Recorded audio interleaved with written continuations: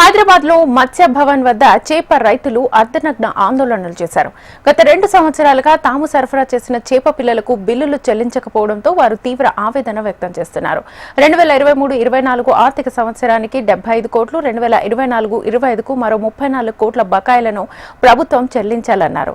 అయితే ఇప్పటి వరకు ఒక్క రూపాయి కూడా మత్స్య రైతులకు చెల్లించలేదని వారు వాపోయారు. ఇప్పటికైనా ప్రభుత్వం స్పందించి పెండింగ్ బకాయిలను విడుదల చేయాలని, లేని పక్షంలో తమ కుటుంబ సభ్యులతో భారీ ఎత్తున ఆందోళనలు చేపడతామని ప్రభుత్వాన్ని మత్స్యకారులు హెచ్చరించారు. చేప పిల్లల ఉత్పత్తి మరియు పెంపకం రైతులమన్నా మేము గత 2 సంవత్సరాల కిందటి నుండి తెలంగాణ రాష్ట్ర ప్రభుత్వం మత్స్యశాఖ ద్వారా నిర్వహించిన మత్స్యశాఖకి తెలంగాణ రాష్ట్రంలో చేప పిల్లలు సరఫరా చేసినామన్నా. మాకు 23-24 బిల్లులు రాలేదన్నా. 24-25 బిల్లులు గౌరవ చైర్మన్ గారు, గౌరవ కమిషనర్ గారు మీరు టెండర్ వేయండి, ప్రభుత్వ పరువు పోతుంది, టెండర్ వేయకపోతే చేప పిల్లలు మత్స్యకారులందరూ మా గవర్నమెంట్ మీద తిరగబడతారంటే మేము వారి మాటలు నమ్మి టెండర్ వేసినామన్నా. టెండర్ వేసిన తర్వాత నవంబర్ 25 టెండర్ అయిపోయింది. డిసెంబర్లో బిల్లులు సబ్మిషన్ చేసినామన్నా. ఇప్పటికీ బిల్లులు రాలేదన్నా. మా దాంట్లో 2 హెక్టార్ల నుండి 10 హెక్టార్ల దాకా ఉన్న రైతులు, చిన్న సన్నకారు రైతులు ఉన్నాం. మేమంతా భూములన్నీ తాకట్టు కూడా కాదన్నా, తాకట్టు కూడా పైసలు లేకపోతే రిజిస్ట్రేషన్ చేసి డబ్బులు తెచ్చి టెండర్ చేసినాం. ఈరోజు ఇంకా 2 నెలలు అయితే మేము భూములు ఇడిపించుకోకపోతే మా భూములు వాళ్ళకి వెళ్ళిపోతాయి అన్న.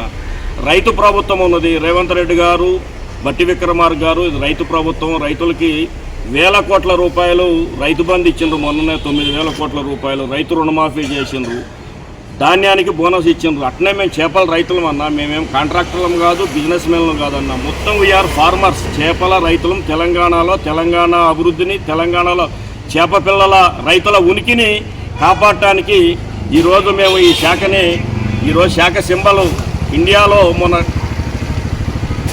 అవార్డు తీసుకున్నారన్న. మేమంతా టెండర్ చేసి టెండర్కి చేప పిల్లలు సప్లై చేస్తే భారతదేశంలో ఉత్తమైన, తెలంగాణలో అధిక ఉత్పత్తి చేసిన రాష్ట్రం తెలంగాణ అని అవార్డు ఇచ్చింది అన్న. ఇంత తీసుకొచ్చిన తర్వాత మమ్మల్ని ఈ రకంగా చేసుడు చాలా అన్యాయం అన్న. దయచేసి మాకు వీలైనంత తొందరలో మా బిల్లులు ఇప్పిస్తే బాగుంటుందన్న, లేకపోతే మాకు ఆత్మహత్య శరణం అన్నది.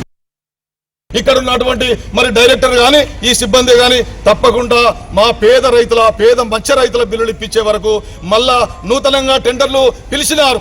మరి మళ్ళీ ఎవరిని ఇబ్బంది పెట్టడానికి టెండర్లు పిలిచినారు. మళ్ళీ కొత్త వాళ్ళని తీసుకొచ్చి మా కడుపులో కొట్టి కొత్త వాళ్ళని తీసుకొచ్చి మళ్ళీ టెండర్లు వేయించడానికి ప్రయత్నం చేస్తా ఉన్నారు. మేము దయచేసి కొత్తగా టెండర్ వేసే అటువంటి మా మత్స్య రైతుల విజ్ఞప్తి చేస్తా ఉన్నాము. మా బిల్లులు వచ్చేంత వరకు మీకు కూడా ఇదే పరిస్థితి అని చెప్పి కోరుతా ఉన్నాం.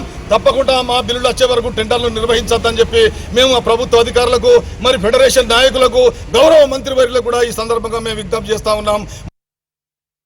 ఇక్కడ ఉన్నటువంటి మరి డైరెక్టర్